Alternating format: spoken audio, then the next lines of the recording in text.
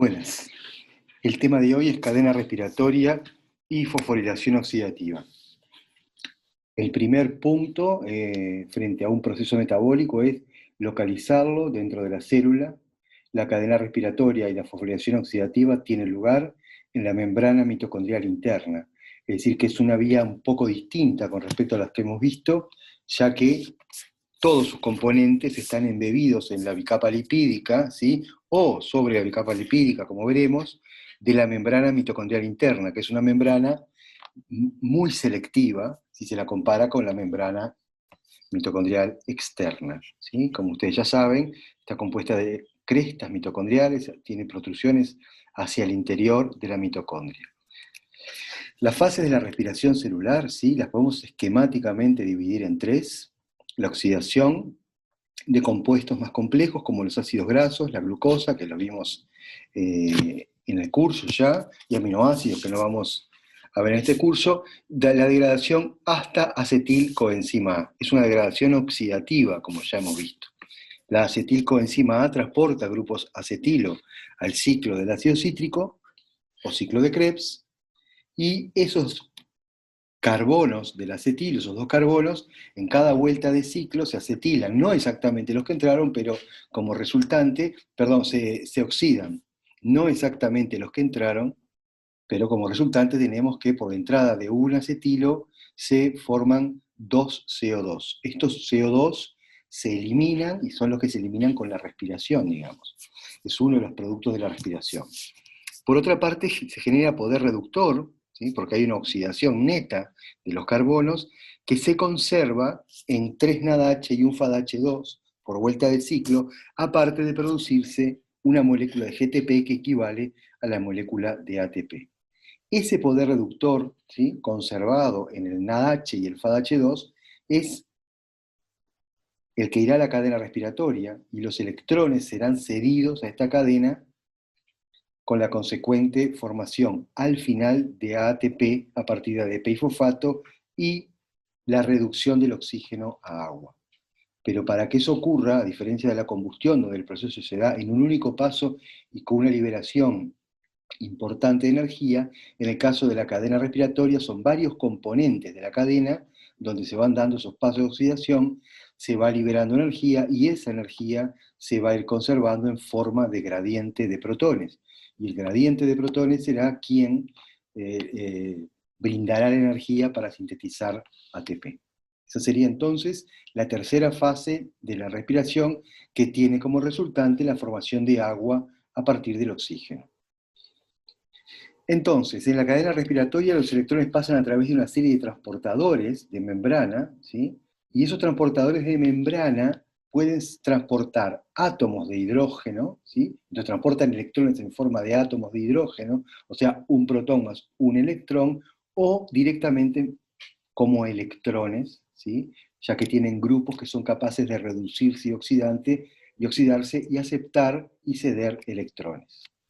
Tenemos entonces la ubiquinona, que es el único de los componentes de la cadena respiratoria de naturaleza lipídica, es una molécula pequeña y soluble y liposoluble, por lo cual se mueve de una forma bastante rápida dentro de la bicapa lipídica.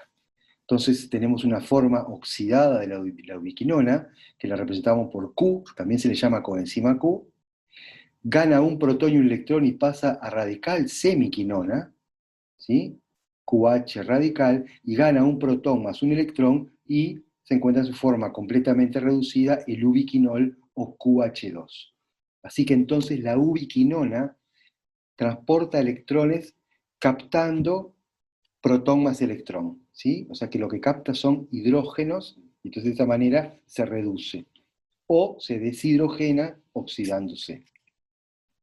Los citocromos son proteínas que tienen grupos prostéticos hemo, o sea, anillos porfirina, que, como lo muestra el esquema, contienen átomos de hierro que pueden pasar de ferroso a férrico o de férrico a ferroso.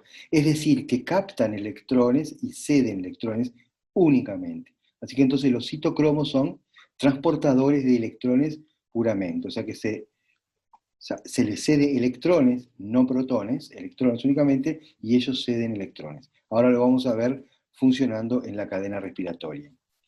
También varias proteínas componentes de la cadena respiratoria tienen centros hierro sulfurados, centros hierro azufre, que no son ni más ni menos que la coordinación de átomos de hierro con azufre de las cisteínas. Entonces tenemos estos centros en el A, este sencillo, donde cuatro azufres, cuatro cisteínas a través de su azufre coordinan un átomo de hierro, y puede haber algunos más complejos con dos átomos de hierro o más átomos de hierro, ¿sí? Siempre a través del azufre de la cisteína, ¿sí? Del azufre del grupo tiol de la cisteína. Esos son los centros hierro sulfurados que también transportan únicamente electrones. El otro tema, que ya lo vimos cuando vimos metabolismo, introducción al metabolismo, es que el pasaje de electrones, ¿sí? El pasaje espontáneo de electrones va desde aquellos componentes más electronegativos a los más electropositivos, es decir, con un delta E mayor que cero. El proceso es espontáneo cuando el delta E es mayor que cero. O, dicho de otra manera, un delta E mayor que cero, dado este signo de menos, ¿sí?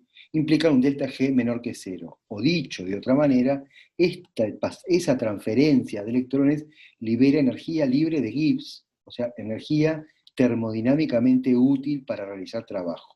La energía que se va a liberar durante la transferencia de electrones en la cadena respiratoria permitirá generar un trabajo de transporte, un trabajo donde se bombean protones fuera de la membrana mitocondrial interna para generar un gradiente electroquímico. Y ese gradiente electroquímico, esa energía almacenada en forma de gradiente electroquímico, es la que va a ser utilizada para la síntesis de ATP. Conociendo los componentes de la cadena respiratoria y sus potenciales redox estándar, nosotros podemos determinar la secuencia que debería darse, ¿sí?, en el pasaje de electrones. Por ejemplo, el par NAD-NADH tiene un potencial redox menos 0,32 y citocromo A3 tiene un potencial redox 0,55. Entonces sabemos que desde el NADH al citocromo A3, ¿sí?, será el pasaje de electrones. Pero si entre medio tengo ubiquinona, que tiene 0,045, entonces en esa cadena de transporte entre ambos estará la ubiquinona, y el citocromo B estará entre la ubiquinona y el citocromo A3, por ejemplo, y el citocromo C1 luego, el C posteriormente, A3, y finalmente el que tiene el potencial redox más positivo es el oxígeno, ¿sí?, que se reduce a agua. Entonces será, en último término, el último aceptor de electrones. De esa manera, ¿sí?, experimentalmente se fueron determinando los flujos de electrones. También contribuyó a dilucidar la cadena respiratoria, la cadena de transporte, los inhibidores de la misma. Porque si yo inhibo, por ejemplo, con rotenona, que inhibe el complejo 1, o sea, las primeras etapas, entonces voy a tener el NAD reducido y todos los demás, en presencia de oxígeno, todos los demás componentes van a estar oxidados. Aquí la antimicina A me va a dejar reducidos los que están antes, ¿sí?, del punto de inhibición, citocromo B, ubiquinona y NADH, y posteriormente todos los compuestos estarán oxidados.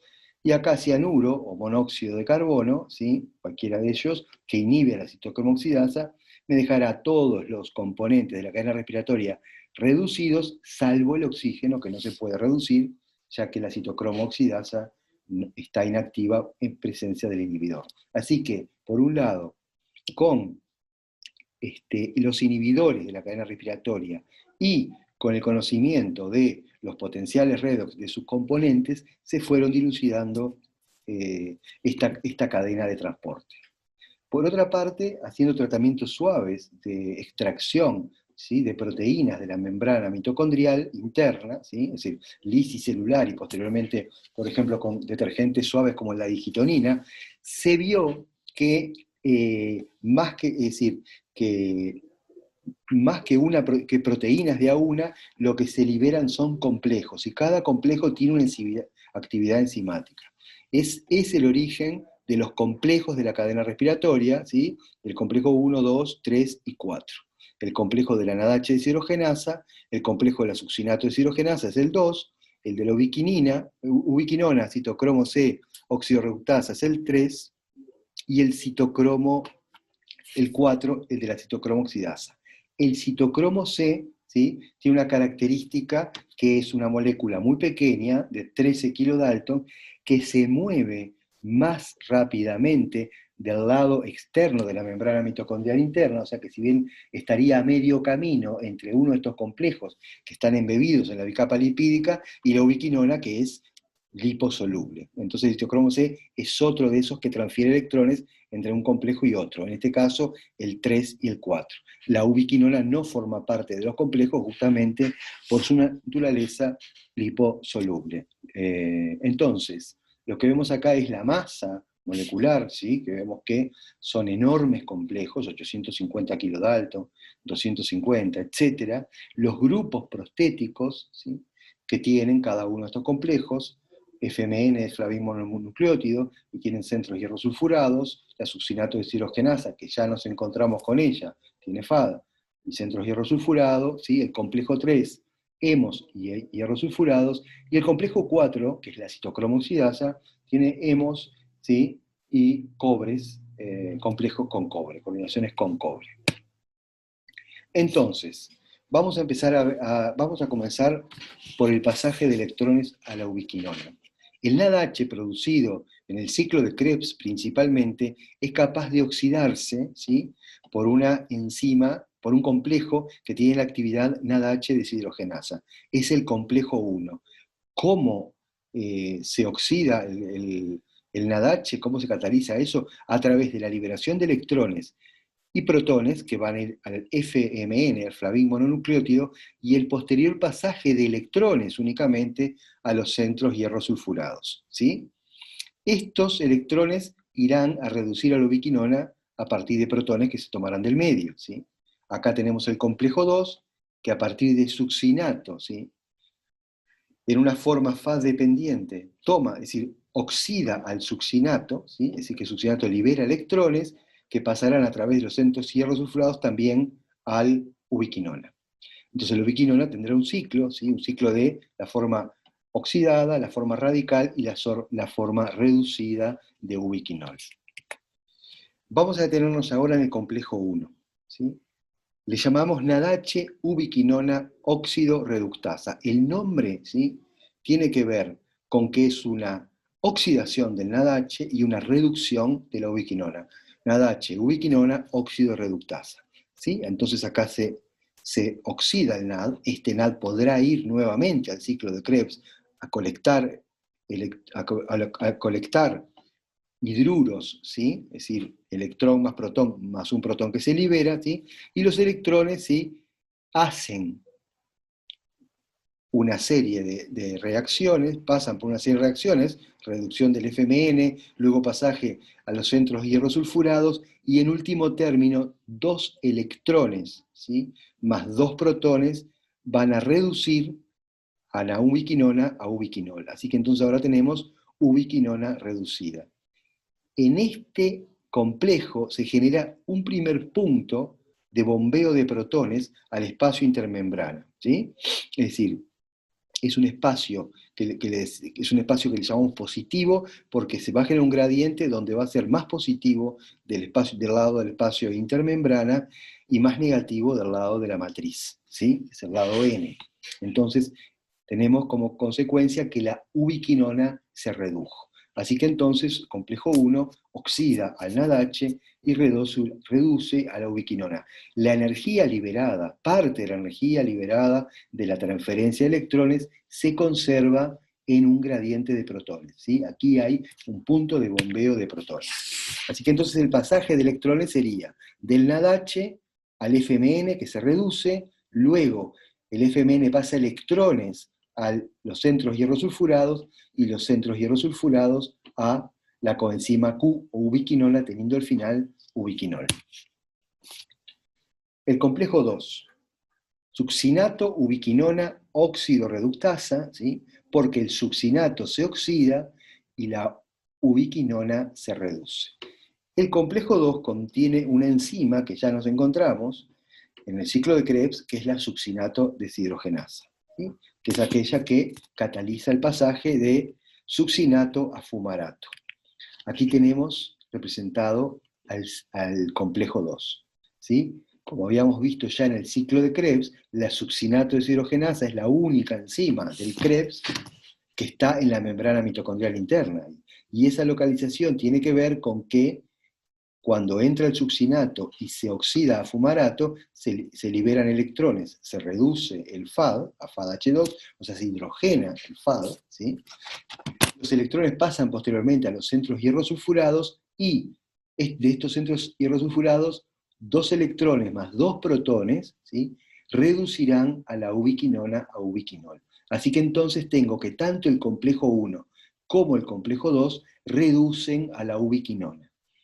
Otras enzimas FAD dependientes, como la glicerol 3-fosfato deshidrogenasa, ¿sí?, y como la acilgraso coenzima A, como las enzimas de la beta-oxidación a partir de acilgrasos coenzima A, ¿sí?, que ustedes ya vieron beta-oxidación, también ceden sus electrones directamente a la ubiquinona. O sea que no hay, vamos a detenernos en el succinato, cuando los electrones entran por el succinato, yo me salteo este primer punto de bombeo de protones, y eso tendrá consecuencias posteriores en el balance final.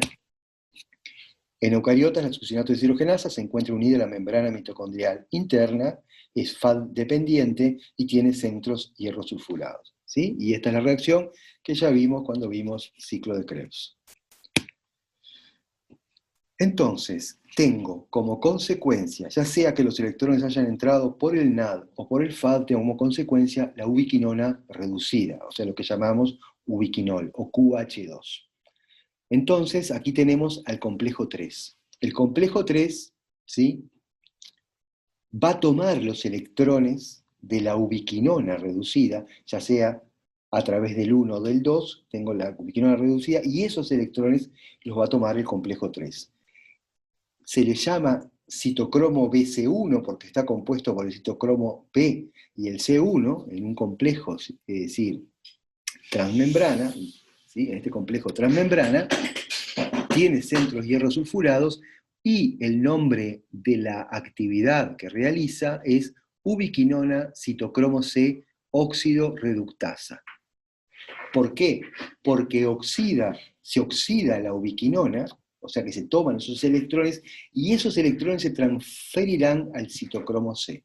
Si ustedes recuerdan, el citocromo C no formaba parte de ningún complejo, es una molécula pequeña que está en la cara externa de la membrana mitocondrial interna, ¿sí?, y fácilmente, ¿sí?, o sea, se mueve en 2 dimensiones en vez de moverse de una forma más lenta embebida en una bicapa lipídica. Así que entonces el complejo 3 es citocromo BC1 o ubiquinona citocromo C óxido reductasa.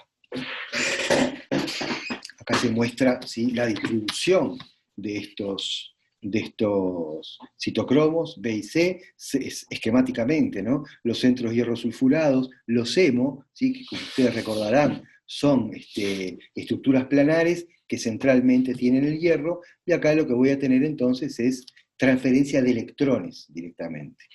Y acá está el citocromo C, que también tiene un grupo hemo, ¿sí?, citocromo C, que se lo muestra en esta región porque el citocromo C se va a estar moviendo por esta zona, ¿sí?, de la membrana mitocondrial interna. Así que entonces la ubiquinona, ¿sí?, primero por acción de los electrones que vienen del complejo 1 y del complejo 2, se reduce ubiquinol y posteriormente cede esos electrones al complejo 3, BC1, ¿sí?, y quedará oxidada la ubiquinona, pudiendo ir nuevamente a recoger electrones, ya sea del complejo 1, desde el NADH, ya sea del complejo 2, desde, por ejemplo, succinato u otras moléculas. El citocromo C transfiere electrones desde el citocromo C1 hasta la citocromo oxidasa. Se une muy débilmente a la membrana mitocondrial interna. Y este es el complejo 4. Es una molécula clave que cumple que lleva adelante o cataliza, ¿sí? El complejo, perdón, no es una molécula, es un complejo macro de varias moléculas, ¿sí?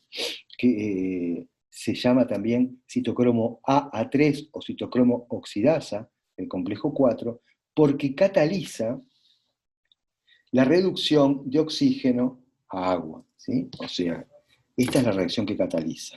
El oxígeno más electrones más protones forman agua. Y aquí tengo otro de los productos finales de la respiración u oxidación completa, por ejemplo, de los ácidos grasos o de la glucosa, ¿sí? O sea, acá completo de alguna manera lo que vimos en beta-oxidación y en glucólisis.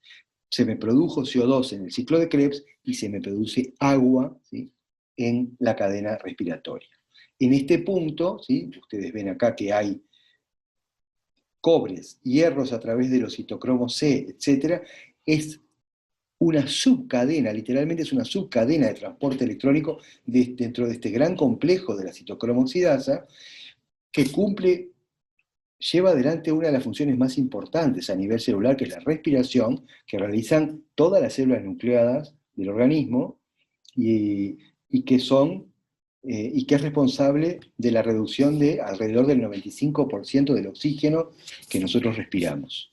En este punto hay una nueva etapa de bombeo de protones, ¿sí?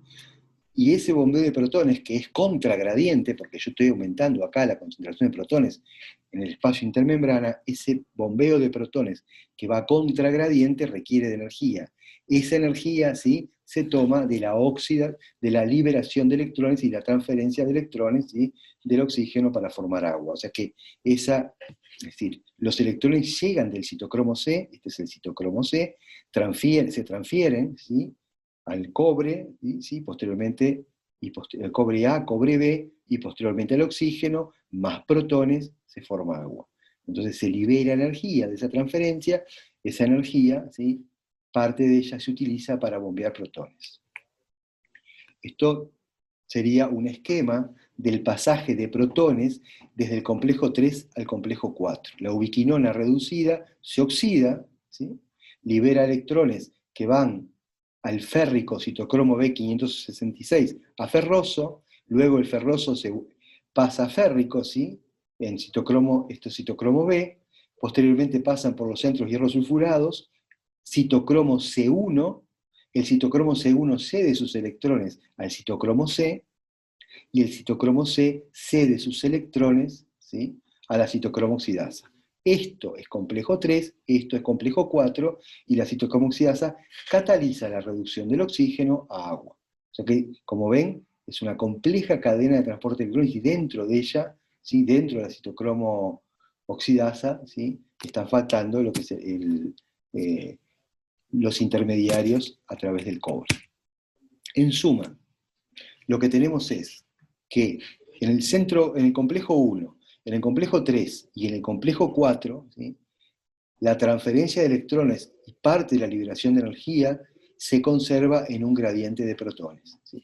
El número de protones representado acá esquemáticamente no es exactamente este, pero vamos a manejarnos con estos esquemas porque después veremos que los cálculos dan un poco menos. Entonces, tengo la ubiquinona y el citocromo C como moléculas móviles, llamémosle, o que se mueven con más facilidad, y entonces, tanto complejo 1 como complejo 2 pasan electrones a la ubiquinona, el complejo 3 pasa electrones al citocromo C, que pasa sus electrones al complejo 4. En suma, comencé con electrones que entraron por el NADH, que era el más electronegativo de la tabla, y terminaron en el oxígeno, que es el más electropositivo. Y entre medio, ¿sí?, lo que tengo son componentes con potenciales redox, ¿sí?, intermedios. Este es más negativo que estos componentes son más negativos que y este es más negativo que o acá están los más positivos. Entonces la transferencia de electrones se da desde potenciales mucho más negativos a más positivos. Hay generación de energía libre de Gibbs que se conserva en forma de gradiente electroquímico. Esto es una energía potencial que yo puedo usar, ¿sí?, para realizar trabajo. Acá el trabajo que realicé fue trabajo de transporte. Otro elemento importante para lo que viene ahora es que si yo entro por acá, ¿sí? Mis electrones entran por el complejo 1, entonces tengo 3 puntos de caídas de energía importantes y por tanto de gradiente de liberación de protones, pero si entro por el succinato tengo 2 puntos de liberación de protones y de caídas de energía y por tanto de liberación de protones. O sea que no es lo mismo que entren electrones por el NADH o por el FADH2. En definitiva, la energía de la transferencia de electrones se conserva en el gradiente de protones. ¿Sí? Gradiente electroquímico, ¿sí? Eléctrico y químico, que implica una variación de energía libre de Gibbs. Entonces, una vez, ¿sí?, que este proceso de cadena respiratoria se da, para lo cual preciso equivalentes de reducción y oxígeno, y genero este gradiente electroquímico, o sea, un delta pH, ¿sí?, y un potencial eléctrico, este gradiente es la fuerza protomotriz que permite la síntesis de ATP. Porque hay un quinto componente, si acá tengo más cargas positivas y acá más negativas, y hay un quinto componente, ¿sí?, que le llamamos a veces complejo 5, también se le llama F0 partícula, F0, F1, ¿sí?, porque en realidad son 2 partículas, ahora vamos a mirar, que catalizan, ¿sí?, la síntesis de ATP a partir de ADP y fosfato. O sea, la F0 está embebida en la membrana, F1 está hacia el interior, ¿sí?, da hacia la cara de la matriz mitocondrial, y entonces F0 sería solita, F0 sería un transportador de protones, y F1 sola, como cataliza la reacción en ambos sentidos, sería una ATPasa, por eso que antiguamente se la llamaba ATPasa, pero en realidad cuando se acoplan a ambas, la energía que se libera por la disipación del gradiente, ¿sí?, la energía que se libera por la disipación del gradiente, parte de esa energía, ¿sí?, se utiliza para sintetizar ATP, porque esta es una reacción endergónica, le tengo que acoplar, ¿sí?, una energía, y sería la liberación de energía del gradiente electroquímico, ¿sí? Sería este delta G generado como parte del gradiente electroquímico. El complejo de la ATP sintasa, ¿sí?, acá lo que se muestra esquemáticamente es la partícula F1, y entonces tiene un examen que es bien importante porque es el que va a cumplir la catálisis, que es alfa, beta, alfa, beta, alfa, beta, que se muestra acá, y esta especie de tallo que va a acoplar F0 con F1, ¿sí? Vista como un corte transversal, tendríamos alfa, beta y alfa, beta, ¿sí? Y ahora vamos a mirar un modelo propuesto de mecanismo de esta enzima. Y esto sería toda la partícula F0, F1, ¿sí? Es decir, esto sería en conjunto F0 y F1, o sea, la ATP sintasa. Como ven, es una estructura muy compleja, ¿sí?, donde tiene esta especie de canal de protones acoplado, ¿sí?, esto es F0, acoplado a una serie de proteínas que forman parte de F1 y algunas proteínas que unen F0 y F1. ¿Sí? Esta proteína, es decir, el pasaje de protones hace que esto pueda girar, ¿sí?, y estos giros van a permitir que se sintetice ATP. Esto fue demostrado por técnicas no solo bioquímicas, sino también microscópicas y de fluorescencia, ¿sí?, estos movimientos de microscopía confocal, por lo cual son modelos que tienen un correlato experimental, que de alguna manera permiten, ¿sí?,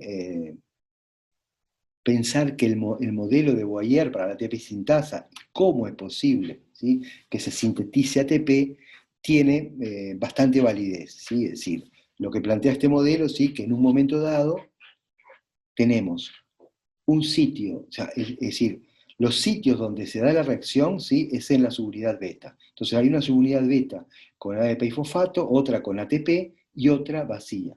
Entonces, frente a la entrada de protones, ¿sí?, en este caso lo representa con 3 protones, del lado intermembrana hacia la matriz, esa entrada genera un cambio conformacional, y ese cambio conformacional hace que el ADP pase a fosfato ADP más fosfato pase a ATP, que acá se unan en el sitio vacío, se unan ADP más fosfato y se libere ATP. ¿Sí? Entran 3 más, otro giro, se libera ATP y entra ADP más fosfato, otros más, otro giro, se libera ATP y entra ADP más fosfato y hubo una síntesis de una molécula de ATP. Es decir que por cada 3 protones que bombean se forma una molécula de ATP. Este modelo, ¿sí? Modelo de alguna manera tiene su correlato con la biología estructural, ¿sí? Con la estructura, ¿sí? Tridimensional del complejo F1, ¿sí? Y también con lo que yo les comentaba de que este giro está demostrado también a través de marcados fluorescentes y microscopía confocal que permitió ver que realmente a través de este componente, el bombeo de protones, genera un giro de F0, F1. Bueno, bien, luego de explicar en términos muy generales la cadena respiratoria, tenemos, como vimos antes, una serie de inhibidores del transporte de electrones, o sea, inhibidores de la cadena respiratoria, que permiten estudiar características funcionales de la misma. ¿Sí? Así que entonces en los talleres o en el libro ustedes van a ver a la rotenona, ¿sí? O a la mital, que se utilizan como inhibidores del complejo 1, la antimicina A como inhibidor del complejo 3 o cianuro y monóxido de carbono como inhibidor del complejo 4. Estos son potentes venenos muy conocidos, ¿sí? Y básicamente son muy potentes porque justamente inhiben, ¿sí? La enzima que cataliza la reducción de oxígeno a agua. Entonces, lo que dice acá es que el uso de los inhibidores no solamente ha ayudado a deducir la secuencia de la cadena respiratoria, sino que ha permitido conocer mejor el mecanismo de acción de algunos fármacos y venenos. ¿Sí? Luego tenemos los agentes desacoplantes, porque acá hay un elemento que creo que no lo dije, es esto. Es decir, la clave para dilucidar la síntesis de ATP fue, ¿sí?, el hallazgo del acoplamiento entre la cadena respiratoria y la fosforilación oxidativa, es decir, y la síntesis de ATP.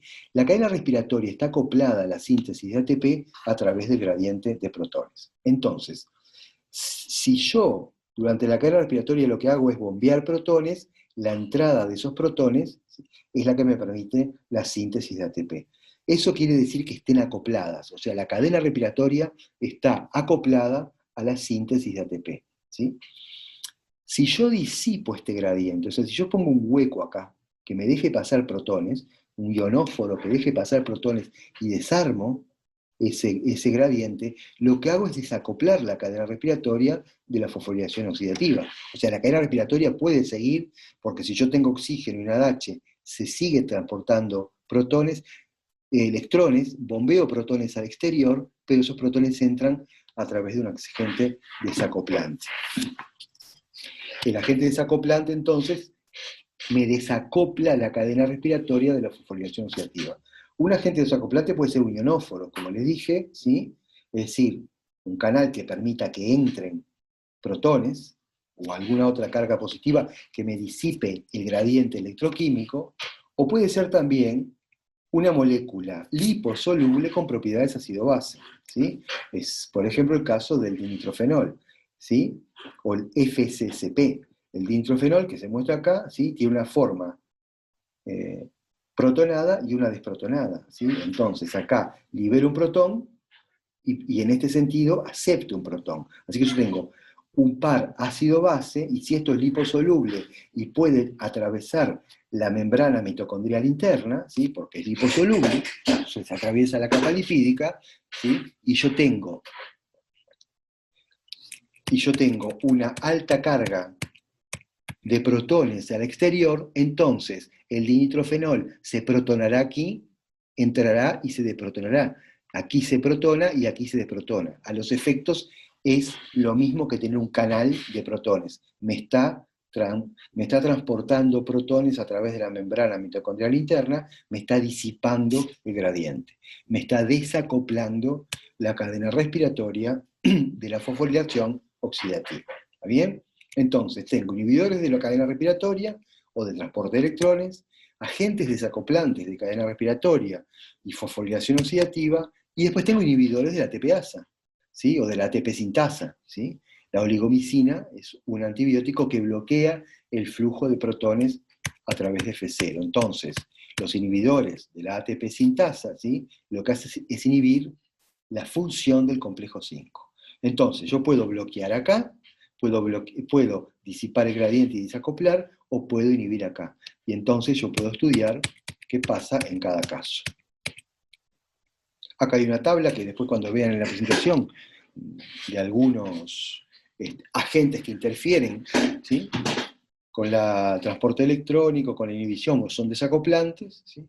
Que los van a ver quizás en algunos ejercicios. Y acá hay un esquema de estudios de cinéticas de consumo de oxígeno, ¿sí? en mitocondrias aisladas, por ejemplo. Entonces yo lo que tengo acá es un curso temporal, acá mido consumo de oxígeno, y acá mido síntesis de ATP. Entonces yo agrego ADP más fosfato, ¿sí? En este sistema, y lo que tengo es que prácticamente no hay síntesis de ATP, hay un leve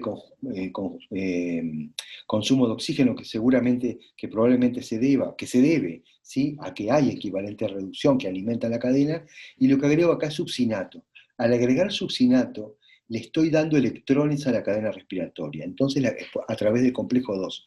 Por tanto, la cadena respiratoria, al tener electrones, comienza a transportar electrones hasta el oxígeno, y por eso que yo veo un aumento tan grande del consumo de oxígeno. Cuando aumenta el consumo de oxígeno, genero gradiente de protones, por tanto puedo sintetizar ATP, ¿sí? Entonces aumenta, ¿sí? El consumo, la síntesis de ATP. Al agregar cianuro, lo que hago es inhibir la cadena respiratoria, y al inhibir la cadena respiratoria, yo lo que hago es detener el bombeo de protones, y por tanto me quedo sin gradiente electroquímico. Entonces me quedo sin energía para consumir ATP, y lo que sucede acá es que cesa, dije mal, me quedo sin energía para sintetizar ATP, y lo que tengo acá es que cesa la síntesis de ATP. Vuelvo atrás. Agrego succinato, ¿sí? El succinato hace entrar electrones, ¿sí? A nivel del complejo 2, y entonces la entrada de electrones genera el flujo de electrones del 2 al 3 y 4 y luego al oxígeno, entonces hay consumo de oxígeno, se consume oxígeno. Se genera gradiente de protones y por tanto se sintetiza ATP. Inhibo la cadena respiratoria, entonces deja de haber consumo de oxígeno, no genero gradiente porque no tengo energía para generar gradiente, ¿sí? Y por tanto no tengo síntesis de ATP. Así que entonces el inhibidor de la cadena respiratoria cesa, ¿sí?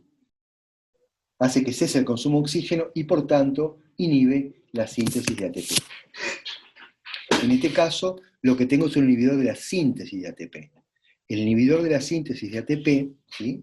Acá agregué succinato y ADP más fosfato. Y entonces comienza el consumo de oxígeno y la síntesis de ATP. Cuando agrego un inhibidor de la ATP sintasa, ¿sí? Inhibidor de la ATP sintasa, lo que freno es la entrada, ¿sí? De protones a través de F0. ¿Sí? Y como freno la entrada de protones, el gradiente de protones comienza a aumentar, y por tanto la cadena respiratoria se empieza a enlentecer y prácticamente tiende a cero, y no tengo, y al tener inhibido, ¿sí? El complejo 5, o sea la ATP sintasa, entonces no tengo síntesis de ATP. Acá lo que hago es agregar un agente desacoplante.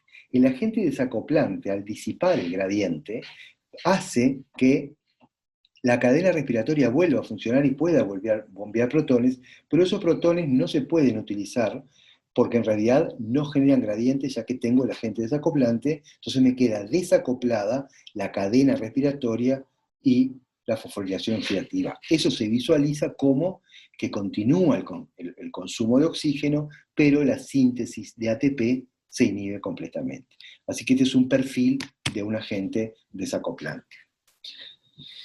El otro elemento es cómo se va el ATP de la mitocondria, porque en realidad ese ATP no va a ser únicamente utilizado en la mitocondria, sino que también en procesos biosintéticos que van a tener lugar en otras vías, ¿sí? o en transportes o en movimiento. Entonces yo si tengo proteínas, es decir, actina y miosina, que están en el citoplasma y tienen que moverse, van a precisar ATP producido por la mitocondria. Si tengo que bombear sodio en la membrana plasmática, por ejemplo, al exterior, ¿sí?, contragradiente, también voy a precisar del ATP que se forma en la mitocondria.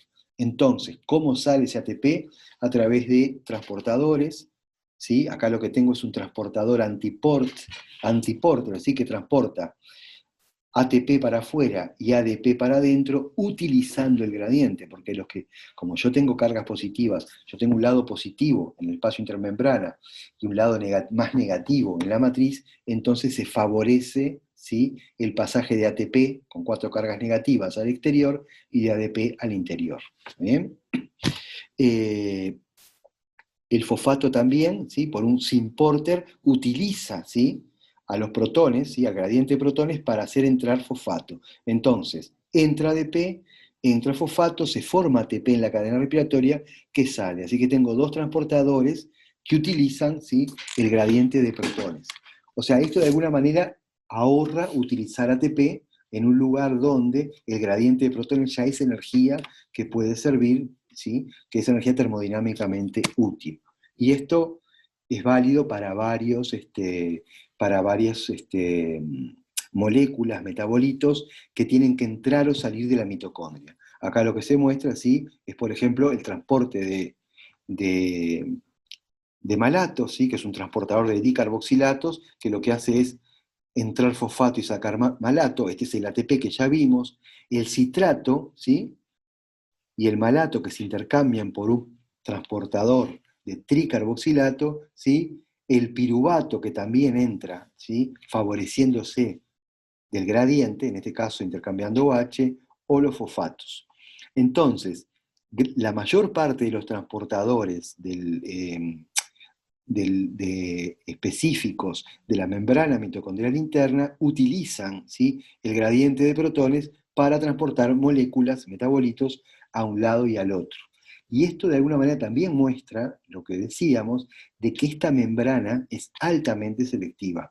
La membrana mitocondrial interna es altamente selectiva, ¿sí?, y tiene transportadores específicos. Por ejemplo, el oxalacetato nunca sale ni entra, ¿sí?, porque no hay transportadores para el oxalacetato. Sí el citrato, ¿sí?, sí el malato, ¿sí?, sí el piruvato, pero siempre a través de transportadores específicos.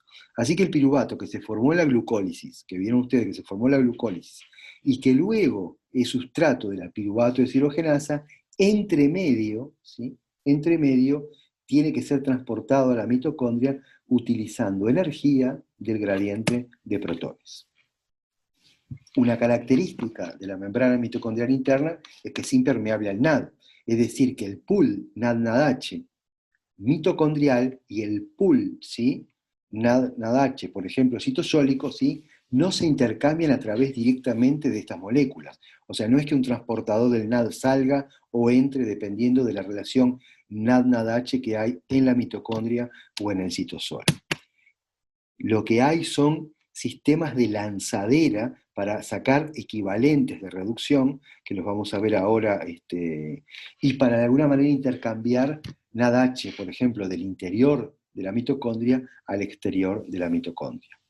Acá se muestra una lanzadera de equivalentes de reducción, ¿sí?, que es la lanzadera del aspartato malato, ¿sí?, corazón, hígado, riñón, y lo que se muestra acá es un transportador, ¿sí?, malato alfaceta glutarato, ¿sí?, y un transportador glutamato aspartato. Nos vamos a detener ahora en el malato, luego en el alfacetoglutarato.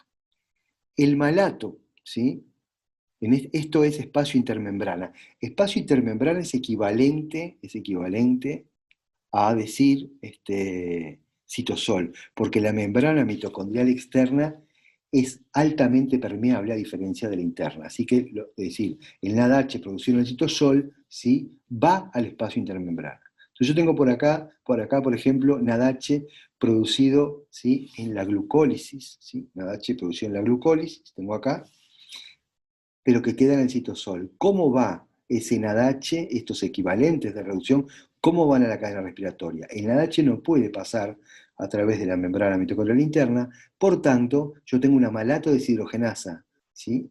Citosólica que cataliza la reducción de oxalacetato a malato. Así que oxalacetato más NADH me da malato. Se oxida el NAD, que puede ir nuevamente a la glucólisis. El malato entra, ¿sí? Por el transportador de malato, entra, ¿sí? Bueno, se intercambia con el alfa-cetoglutarato, pero dejemos de lado ahora esto, entra el malato y por acción de la malato deshidrogenasa mitocondrial se oxida a oxalacetato, o sea, libera electrones. Esos electrones, la malato deshidrogenasa es NADH dependiente, quedan en el NADH.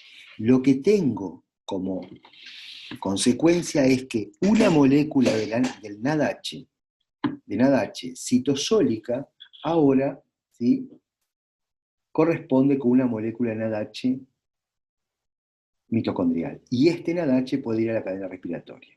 Ahí tuve una oxidación de oxalacetato.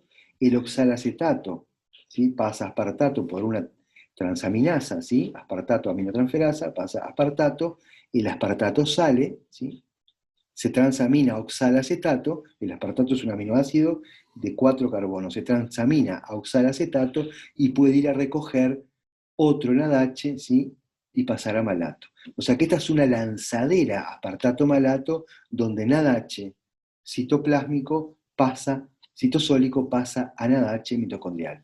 Así que entonces yo puedo decir que la glucosa, ¿sí?, que la glucosa que se degradó en el corazón, en el hígado, en el riñón, ¿sí?, por cada NADH, si entra por la lanzadera del aspartato malato, ¿sí?, corresponde con un NADH mitocondrial y por tanto entrará a nivel del complejo 1 de la cadena respiratoria. ¿Está bien? Otra lanzadera, cerebro y músculo esquelético, es la lanzadera glicerol trifosfato. Esta lanzadera, compuesta por la glicerol trifosfato deshidrogenasa mitocondrial y una citosólica y una glicerol trifosfato deshidrogenasa mitocondrial, que está asociada a la membrana mitocondrial interna, ¿sí?, lo que vemos acá en este esquema es lo siguiente. A partir de NADH formado en la glucólisis, ¿sí?, la dihidroxiacetona fosfato pasa a glicerol trifosfato por acción de la enzima citosólica, o sea que el NADH cede sus electrones. La dihidroxiacetona fosfato se reduce, ¿sí?, a nivel de este carbono, 2, se reduce a glicerol trifosfato. Y luego, por acción de esta enzima mitocondrial, el glicerol trifosfato vuelve a oxidarse a dihidroxiacetona fosfato. Los electrones liberados aquí pasan al FAD, porque esta enzima es FAD dependiente, y el FAD, ¿sí?, cede sus electrones a la ubiquinona. O sea que esto es el equivalente a que los electrones entren a nivel del complejo 2. Se pierden el bombeo de protones, ¿sí?, el paso 1 de caída de energía, se lo pierden. Entonces, por cada NADH producido en el citosol, ¿sí?, por cada NADH que entre en la que entre por la lanzadera del glicerol trifosfato, ¿sí?, tendré un FADH2. Entonces ahora ya no son 3 sitios de caída de energía los que tengo a partir de este NADH que entró por la glucólisis, sino que son 2 sitios. Si yo, esquemáticamente, digo que por cada una de estas caídas de energía, ¿sí?, tengo energía suficiente para sintetizar una molécula ATP, puedo decir que el NADH, por cada 2 electrones que entran por el NADH, se sintetizan 1, 2, 3 moléculas de ATP. Pero, si entran por el FADH2, ¿sí?, como entran acá, se sintetizan 2 moléculas de ATP. O dicho de otra manera, si yo, ¿sí?, a través de la lanzadera, si el NADH entra a través de la lanzadera del aspartato malato, ¿sí?, pasará a NADH. Por tanto, este NADH de la glucólisis vale 3 ATP. Mientras que si entra por la lanzadera del glicerol trifosfato, entra por el FADH2, o sea que este NADH de la glucólisis corresponderá a 2 ATP. ¿sí? Entonces, si yo analizo ahora la producción de ATP, ¿sí? Por una molécula de glucosa oxidada completamente a CO2 y agua, tengo que, en la glucólisis, ¿sí? Pasaje de piruvato, en la glucólisis, pasaje de piruvato, de glucosa a piruvato, ¿sí? Se forman 2 NADH y 2 ATP. En la oxidación del piruvato, hay 2 por moléculas de glucosa, ¿sí? Tengo entonces 2 NADH. O sea, porque cada molécula de glucosa, 2 piruvatos que se oxidan a acetilcoenzima A por la piruvato deshidrogenasa, tengo 2 moléculas de NADH. Por cada vuelta de ciclo de Krebs, tengo 3 NADH y un FADH2, pero como son 2 vueltas, tengo 6 NADH y 2 FADH2. ¿Sí? Y aparte se me produce GTP por cada vuelta de ciclo, y como son 2 vueltas, tengo 2 ATP. Entonces, si yo hago un balance, ¿sí? Y yo digo que por cada NADH, cada NADH que cede sus electrones a la cadena respiratoria produce 3 ATP, acá serían 6 ATP, más 2, 8 ATP, más 6, etcétera. Es decir, tengo 6 y 2, 8, y 6, 14, y 6, 20, y 6, 26, 27, 28, perdón, voy a hacer nuevamente